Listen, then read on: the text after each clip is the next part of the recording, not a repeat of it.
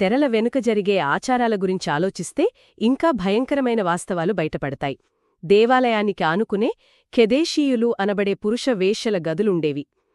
పవిత్రతకు కేంద్రంగా ఉండాల్సిన దేవాలయం ప్రాంగణంలోనే ఇటువంటి అనైతిక కార్యకలాపాలకు గదులు కేటాయించడమనేది చాలా తీవ్రమైన విషయం.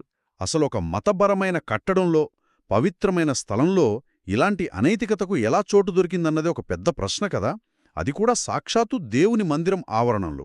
బేసిగ్గా ప్రాచీన మధ్యప్రాచ్య సంస్కృతులను మనం లోతుగా అధ్యయనం చేస్తే దీని వెనక ఉన్న కారణం అర్థమవుతుంది. ఈ కెడేషియులను రోమన్ మరియు గ్రీకు మూలాల్లో గల్లీ అని కూడా పిలిచేవారు. ప్రాచీన కాలంలోని సంతానోత్పత్తి వృక్ష సంబంధిత ఆరాధనల్లో అంటే ఫర్టిలిటీ కల్ట్స్లో శారీరక కలయిక అనేది ఒక ప్రధానమైన ఆచారం.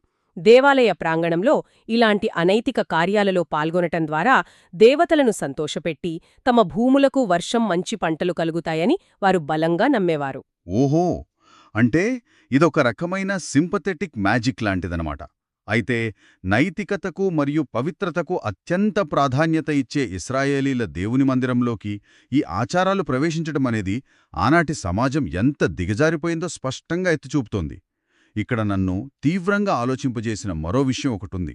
బయట ప్రాంగణంలో సామాన్య ప్రజలు ఆచరించే అపవిత్రత అలా ఉంటే, సమాజంలో బాధ్యతాయుతమైన స్థానంలో ఉండి చట్టాలను కాపాడాల్సిన 70 మంది దేశపు పెద్దలు రహస్యంగా చేసిన పనులు ఇంకా విస్మయం కలిగిస్తాయి. అవును, ఆ 70 మంది పెద్దలు యాజన్య నాయకత్వంలో దేవాలయంలోని ఒక చీకటి గదిలో సమావేశమై ఆ గది గోడలమీద చిత్రించిన అసహ్యకరమైన జంతువులు, పాకే పురుగుల బొమ్మలకు ధూపం వేస్తూ ఆరాధించేవారు.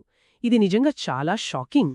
అదృశ్య దేవుణ్ణి ఆరాధించాల్సిన నాయకులు గోడలమీద పాకే పురుగుల బొమ్మలను పూజించడం వెనుక అసలు ఆంతర్యమేమిటి?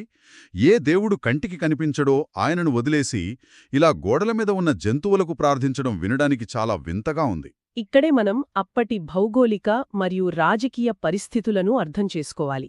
క్రీస్తుపూర్వం 592 నాటికి బబిలోను రాజు నెబుకద్నేజరు దాడి ముప్పు ఇశ్రాయేలుపై తీవ్రంగా ఉంది.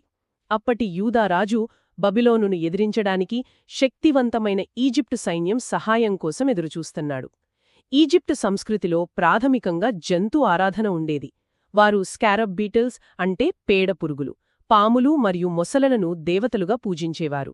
అంటే రాజకీయ సంబంధాలు నెమ్మదిగా మతపరమైన నమ్మకాలలోకి చొరబడతాయి అనడానికి ఇదొక ప్రత్యక్ష ఉదాహరణ అన్నమాట. ఈజిప్టు